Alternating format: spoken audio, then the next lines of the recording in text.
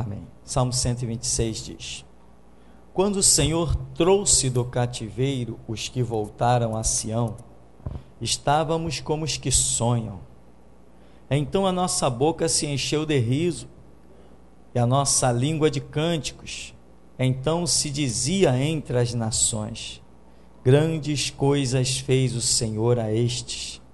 Grandes coisas fez o Senhor por nós, e por isso estamos alegres. Faze-nos regressar outra vez do cativeiro, Senhor, como as correntes do sul.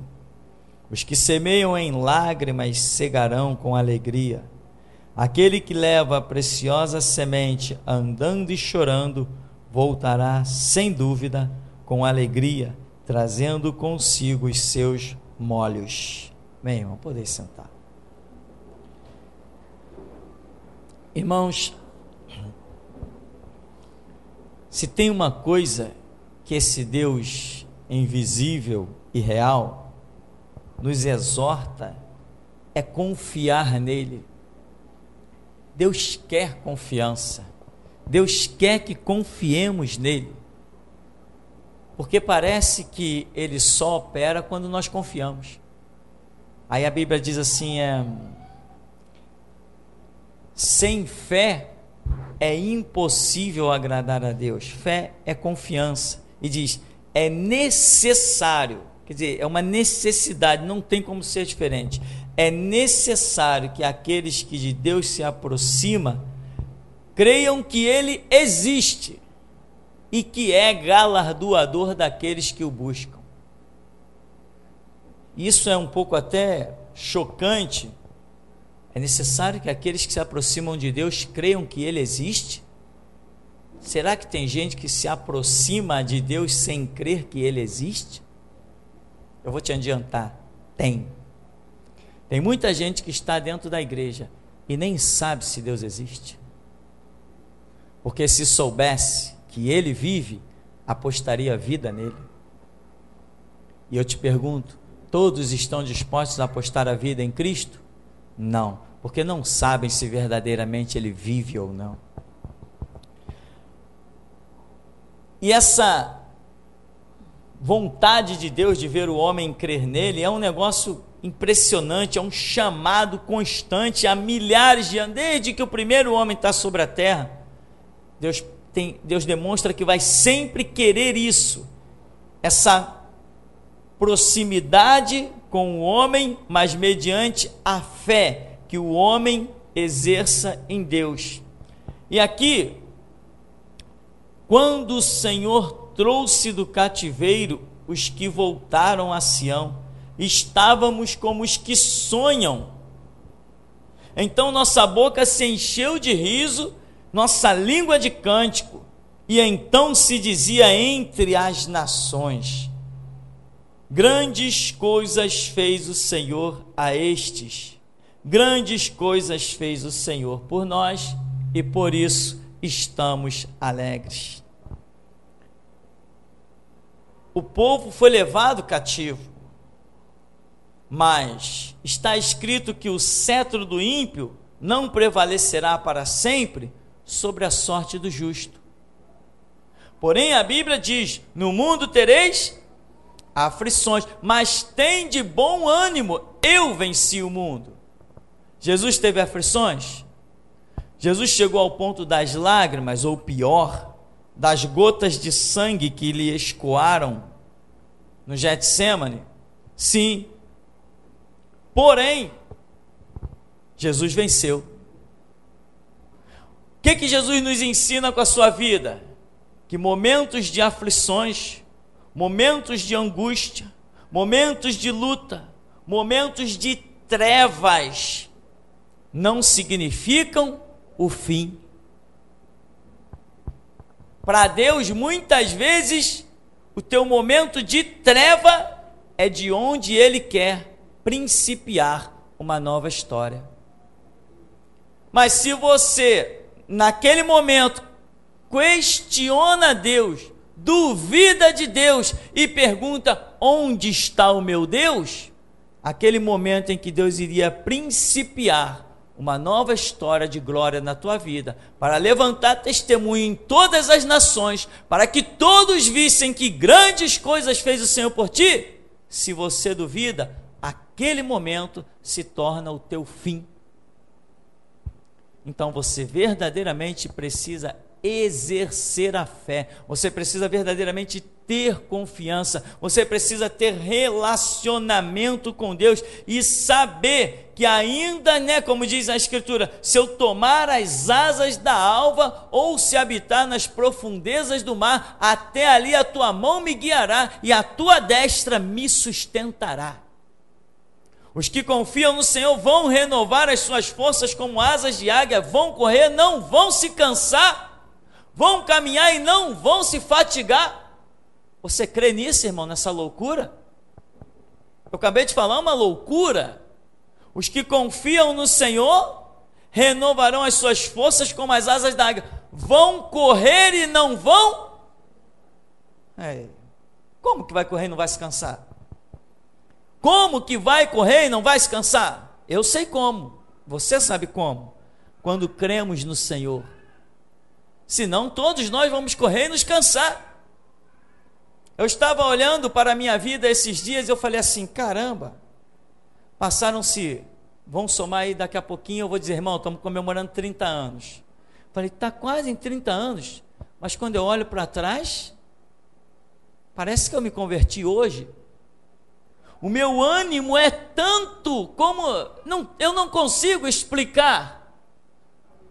Em quase 30 anos eu não vejo cansaço, eu não vejo luta, eu não vejo fadiga alguma.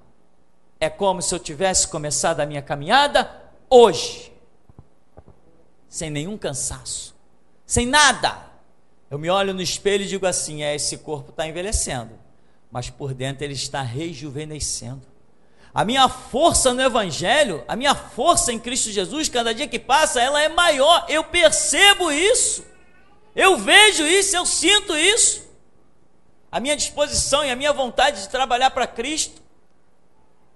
Só para te adiantar, eu estou pensando até em passar a arranjar um tempo para fazer algum exercício físico, para pegar mais disposição ainda, para trabalhar para o meu Senhor. Porque todos nós envelhecemos. Todos nós criamos aquela barriguinha. Todos nós comemos demais. Todos nós. E a gente vai engordando e vai diminuindo, O metabolismo do corpo diminui e os nossos movimentos começam a ficar um pouquinho mais preguiçosos. Eu não quero isso para a minha vida. Vou botar pé na estrada. Vou correr, vou praticar maratona. Mas eu quero dar sempre o meu melhor, o meu 100% para Cristo. Porque verdadeiramente, os que confiam no Senhor vão renovar as suas forças e vão subir com asas de águia. Irmão, põe na internet lá, para você ter ideia do que é uma águia voando. Como que aquele bicho consegue fazer aqueles movimentos quando ele está perto de um penhasco e sobe como se estivesse escalando no vento. Coisa impressionante. Coisa que outras aves não fazem. Deus está te dando uma referência para você do máximo. Não existe nenhum animal predador que consiga pegar a águia. Nenhum animal pega a águia. Não existe nenhum animal que consiga pegar a águia. Ela não tem predador no mundo natural. E essa é a referência que Deus tem para nós. Ninguém nos abate, meu irmão. Ninguém nos detém, ninguém nos destrói. Então diz, entre as nações se dizia, grandes coisas fez o Senhor a estes, mas depois de quê? Depois do cativeiro. O que é cativeiro?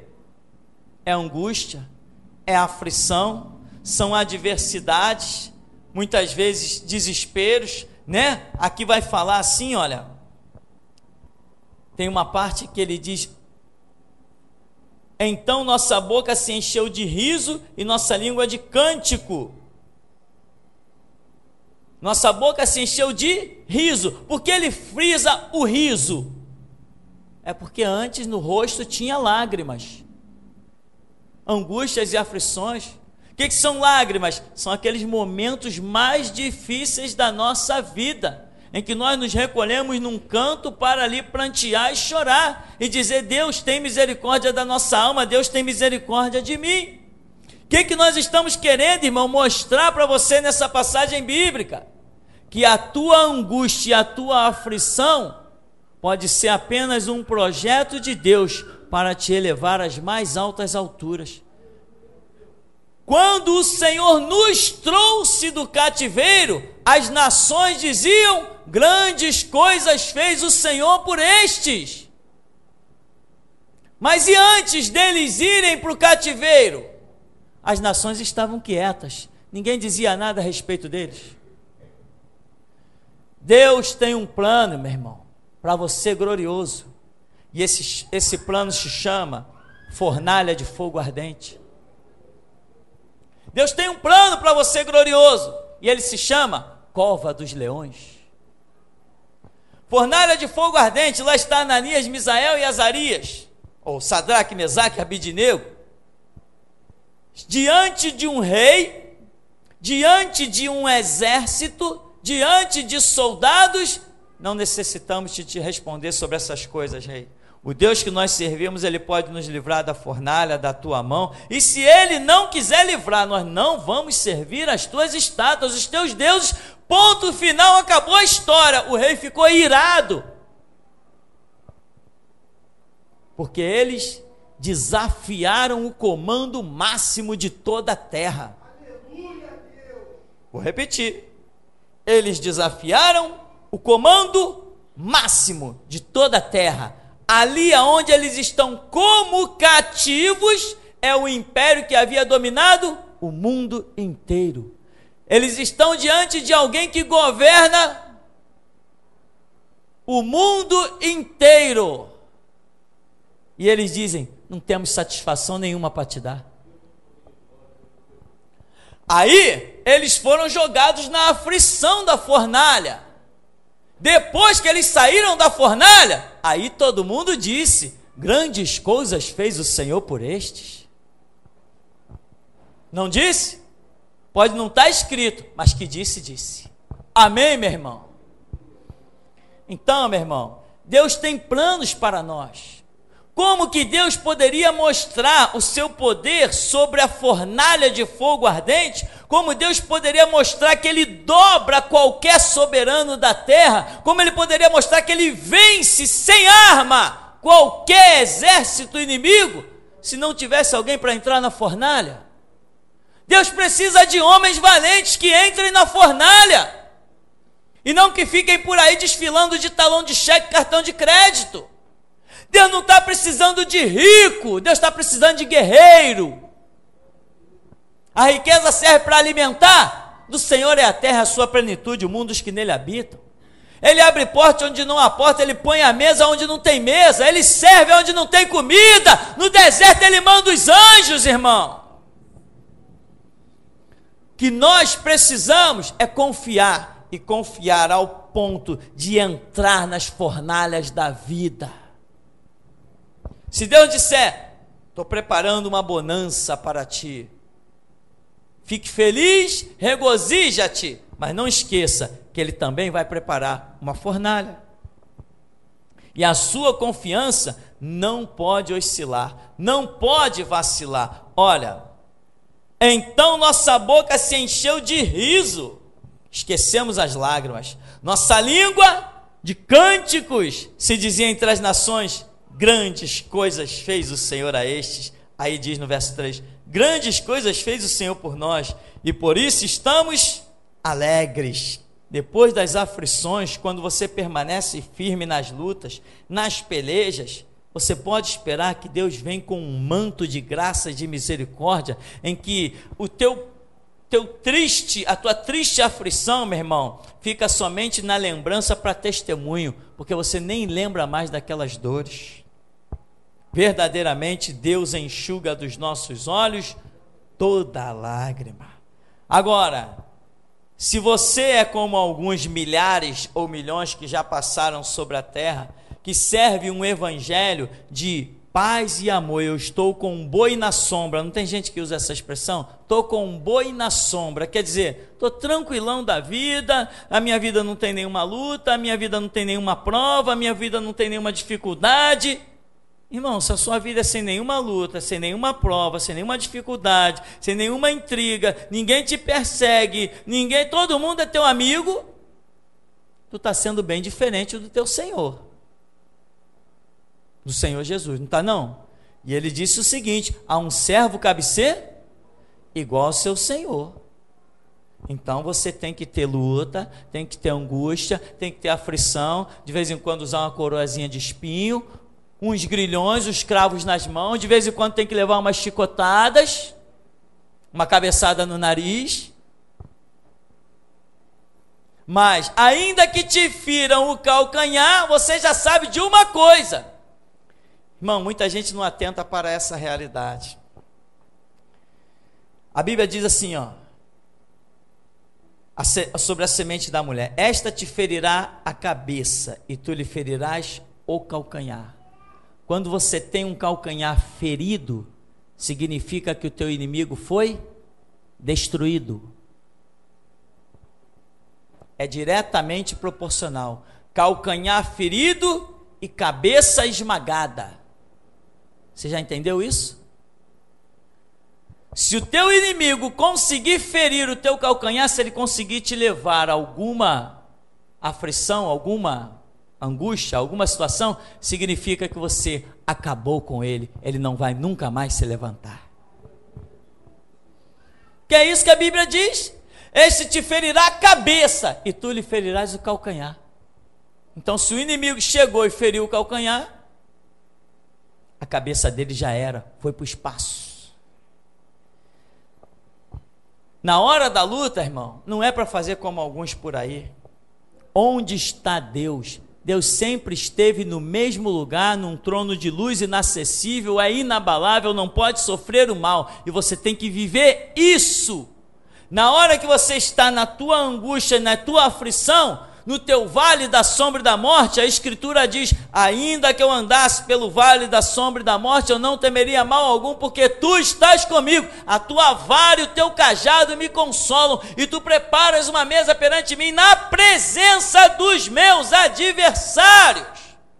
Unge a minha cabeça com óleo e o meu cálice transborda.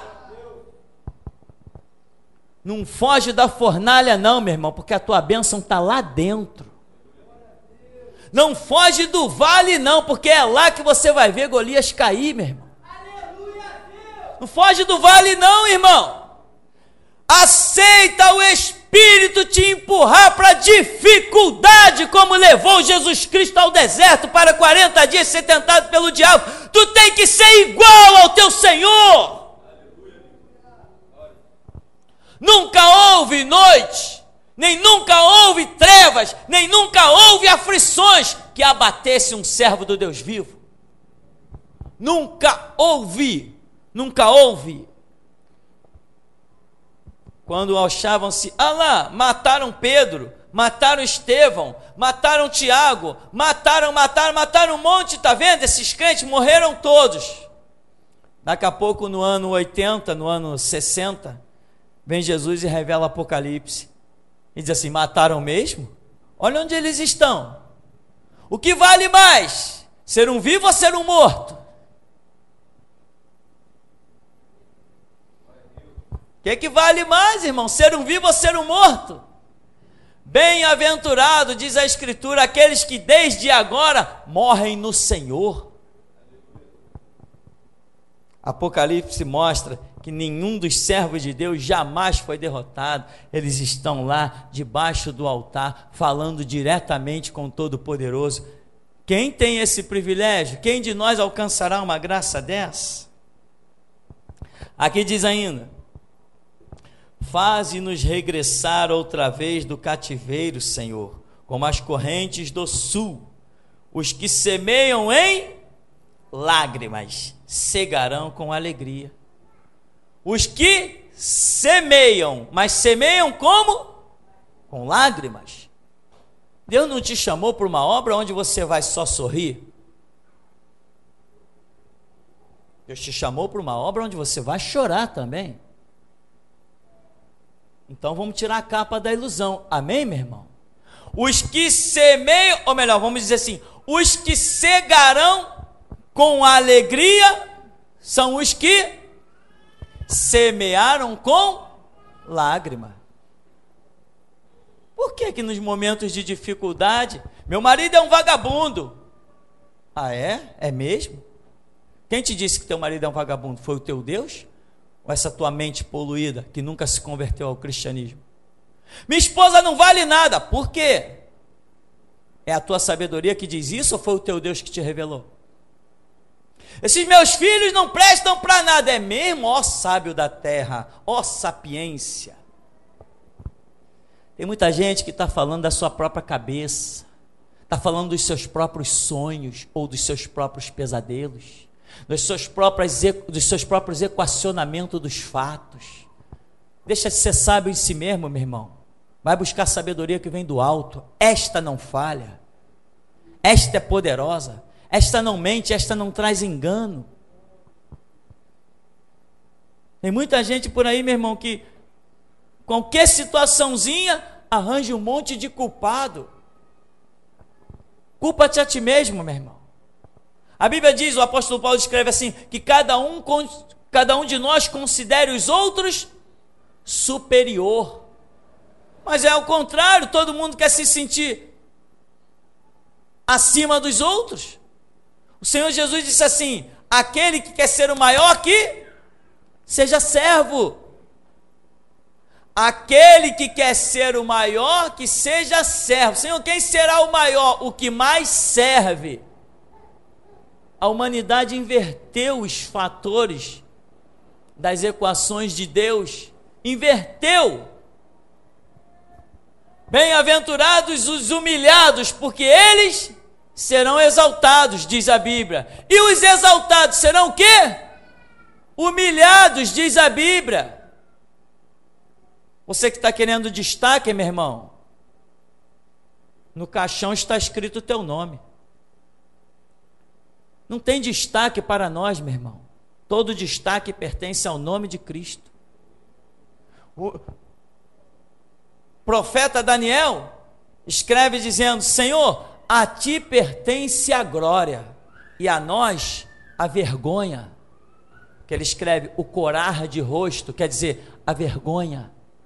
Corar de rosto, quando uma pessoa se sente envergonhada e o rosto fica vermelho. É isso que nos pertence. Vergonha. Se Deus, por muita misericórdia, conseguir usar a nós como trapos de imundície, para jogar pelo menos dentro de uma cova, para ser humilhado, para de alguma maneira milagrosa Ele glorificar o seu nome, nós somos mais do que bem-aventurados, irmão. Nenhum de nós seria nem digno de estar respirando esse ar que Deus deu.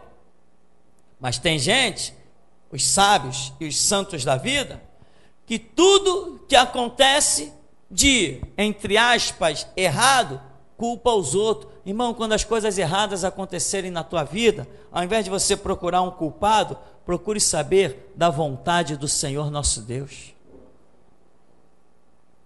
Está dando tudo errado? Está dando tudo errado? Que beleza! É depois de dar tudo errado que as coisas passam a dar certo. Eu estou chorando lágrimas de sangue. Legal, é depois de chorar lágrimas de sangue que vem o sorriso. Eu estou no meio da tempestade. É depois da tempestade segue-se a bonança. O que você está reclamando da vida, meu irmão? Está no meio do vale? Está no meio da fornalha? Está na beira do precipício? É porque o Senhor teu Deus olhou para você e achou que podia confiar em você e te colocou aí. Ou você acha que Deus joga fracos para atravessar um deserto? Você acha que Deus joga fracos para entrar numa fornalha? Você acha que Deus joga fracos para atravessar uma cova de leão? Você acha que Deus joga fracos para encarar o Golias da vida? As operações de Deus são sobre os fortes. Não fortes em si mesmo, fortes na confiança no Senhor nosso Deus Todo-Poderoso. Os que semeiam em lágrimas cegarão com alegria. Aquele que leva a preciosa semente, andando e chorando, voltará sem dúvida, diz o Senhor, né? Sem dúvida, com alegria, trazendo consigo os seus molhos. Mas é aquele que leva a preciosa semente como? Sempre rindo, sempre brincando. Se é assim que você está levando, meu irmão, a preciosa semente, beleza, vai em frente, segue. Vai seguindo, vai aproveitando esse sorriso. Mas fica ciente que quando as lágrimas vierem, as angústias e as aflições, você vai ter que continuar do mesmo jeito, levando a preciosa semente. A preciosa semente, o nome do Senhor, não se leva somente quando está tudo bem. Mesmo que o mundo desabe na tua cabeça, os teus lábios têm que continuar a confessar a glória do Senhor Deus nosso Todo-Poderoso. Não pode oscilar. Então, meu irmão, tenha maturidade, tenha crescimento. Deu zebra nas coisas, deu problema, deu advertência, deu seja lá o que for, não esquenta. Vai para o teu canto e consulta ao Senhor. Senhor, estou atravessando um vale. Me dá graça para que, quando eu sair do outro lado deste vale, eu não tenha deixado de aprender nenhuma lição. Você está pensando que as lições são das mesas fartas? Lição poderosa é quando a mesa está vazia, meu irmão. Você está pensando que as lições poderosas são quando o nosso corpo está cheio de saúde? Lição poderosa é quando nós conhecemos o leito de hospital, meu irmão. É ali que se vê a mão do nosso Deus poderosa. Lição poderosa não é dos homens que ficaram vivos sobre a terra. Lição poderosa é daqueles que Jesus Cristo chegou diante do túmulo e disse: sai para fora. Muita gente está vivendo um evangelho de ilusão, irmão. Mas nós sabemos que aqui nesse ministério não tem máscara que sobreviva. Aqui nós pregamos um evangelho cujo fundador deste evangelho foi crucificado, foi despedaçado numa cruz. Esse é o Cristo que pregamos aqui. E se ele é o exemplo, e ele disse a um servo, cabe ser igual ao seu Senhor, eu tenho que preparar o meu ânimo e o meu espírito para um dia subir na cruz também. Esse é o ensinamento da Escritura. Então, meu irmão, lutas como covas de leão. Ah, pastor, hoje não tem mais covas de leão. Hoje não tem mais cova de leão. Mas o vírus Ebola está tomando o mundo. Não há risco disso chegar no Brasil. É mesmo? Tem certeza? Sabe como é que pega o vírus Ebola? A 1 metro de distância de uma pessoa contaminada, foi-se. Eu estava vendo a reportagem. E se o vírus Ebola chegar ao nosso meio, com certeza Jesus Cristo não sairá do nosso meio. Então que venha o vírus Ebola, porque eu sei que o meu Redentor vive e que por fim se levantará sobre a terra. Ah, pastor, mas não tem mais cova de leão, pelo menos. Irmão, tá bom, tranquilo, é melhor não encarar um leão não, é melhor encarar o vírus Ebola. Mas eu te garanto uma coisa, tanto o leão quanto o vírus Ebola, ambos levam à sepultura. Mas se tu anda com Cristo e nele confia, ainda que tu vá à sepultura, ele te traz de volta. Traz ou não traz? Ah, se traz. E eu ainda hei de não partir dessa terra, enquanto não ver o meu Cristo trazer de entre as mortes, de entre as ânsias da sepultura, alguém diante de mim. Eu anseio por esse dia. Não sei se é só um anseio da minha alma, ou se é um projeto de Deus que me faz desejar tanto isso. Mas uma coisa hoje eu creio, que o meu Cristo até das cinzas levanta um ser humano. Pode cremar o corpo dele. Se Jesus disser volta, ele volta. Ah, se volta. Então, meu irmão, aquele que leva a preciosa semente, andando e chorando, voltará sem dúvida com alegria, trazendo consigo seus molhos. Então você tem que semear, não importa em qual situação. Os servos de Deus semearam diante de reis, de imperadores, de líderes de exército, né? Capitães, chamava, capitães, naquela época, como chama hoje, pessoas de influência no mundo, essa ilusão de influência, e servos de Deus ali, com a sua vida correndo risco, mas não se calando, testemunhando. O que disse Pedro, o restaurador de Jerusalém? Não necessitamos de te responder dessas coisas. Não, isso disse Sadraque, Mesaque e Abednego. Pedro, quando estava em Atos 4, diante daqueles homens, ele fala, olhai vós, se devemos obedecer antes a vós do que a Deus, porque esse Jesus a quem vós crucificastes, Deus o fez Senhor e Cristo. Mas presta atenção na expressão de Pedro: julgai entre vós. Não nos envolva no problema de vocês, não. Julgai entre vós, não nos chamem para conversa. Julgai entre vós. Vocês aí não tem nada a ver com a gente, não nos coloque no meio de vocês. Julgai entre vós, se é lícito ouvir-vos antes a vós do que a Deus. Julga aí por vocês, esse é o problema de vocês. Ali Pedro está diante de quê? Pedro está diante de uma fornalha, Pedro está diante de uma cova de leão, Pedro está num vale da sombra e da morte, Pedro está ali nas suas angústias e aflições, mas ele está pronto a não só viver, como também a morrer por Jesus Cristo. E tem mais, irmão, só para nós concluirmos, tem um outro detalhe. Esses são os homens aqui, nós mencionamos algumas coisas de pessoas que passaram suas aflições, diante de ímpios, diante de ateus ou satanistas, mas nós temos alguns exemplos, como Jeremias, Ezequiel, Micaías, Elias, homens que passaram aflições no meio do povo de Deus. Quando Jonas saiu para pregar em Nínive, chegou lá, pregou, a cidade se arrependeu, ninguém questionou Jonas. Mas quando Jeremias se levanta no meio do povo, Ezequiel se levanta no meio do povo, Elias se levanta no meio do povo, Micaías se levanta no meio do povo, no meio do povo de Deus eles encontraram angústias e aflições. Jeremias foi parar numa cadeia, Ezequiel foi arrastado para um lugar que não queria ser levado, Micaías foi preso e sustentado com pão e água, aquele que disse para o rei: se tu voltares dessa guerra, Deus não falou por mim.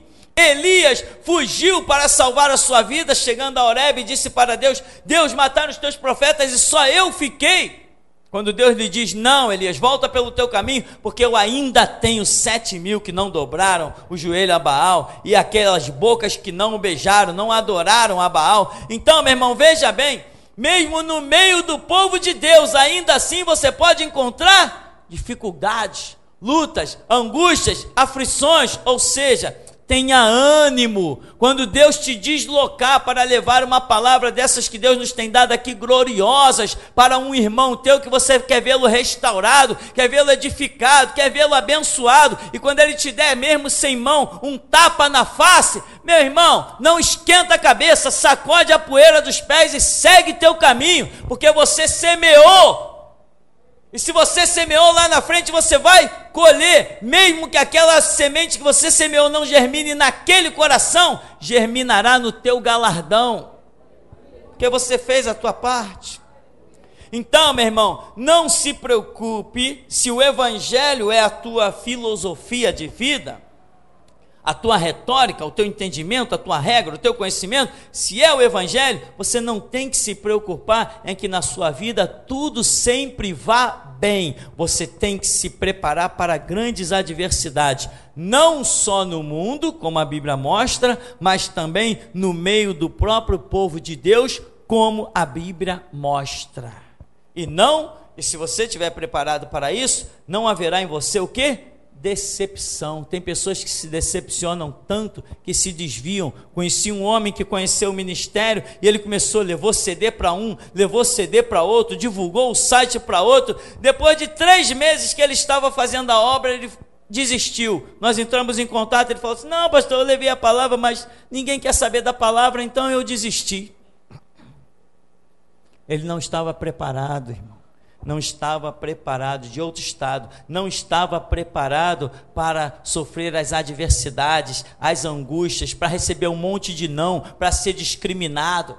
Teve gente que era empresário, donos de postos de gasolina, que vieram para esse ministério. Quando começaram a distribuir CD na sua cidade, os seus clientes começaram a sumir. Ele começou a ver a sua renda decair absurdamente. Sabe o que ele fez? Parou de distribuir CD, porque ele precisa vender combustível para sobreviver.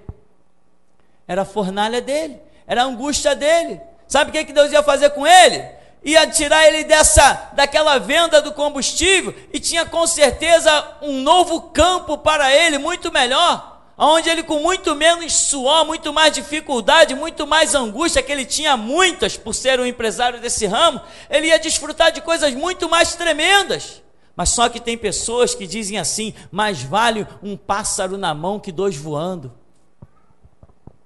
Com Jesus, meu irmão, o que mais vale é ter as 2 mãos vazias. Com Jesus, o que mais vale é ter as 2 mãos vazias e esperar até que Ele ponha o que Ele quer colocar. Mas tem pessoas que já conquistaram alguma coisa e o que conquista lhes serve de sepulcro e motivo para desviar-se do Deus vivo e poderoso. Então, irmão, nós concluímos assim: tem angústias lá no mundo, tem angústias no próprio meio do povo de Deus. E aí nós repetimos aqui essa palavra do verso 6.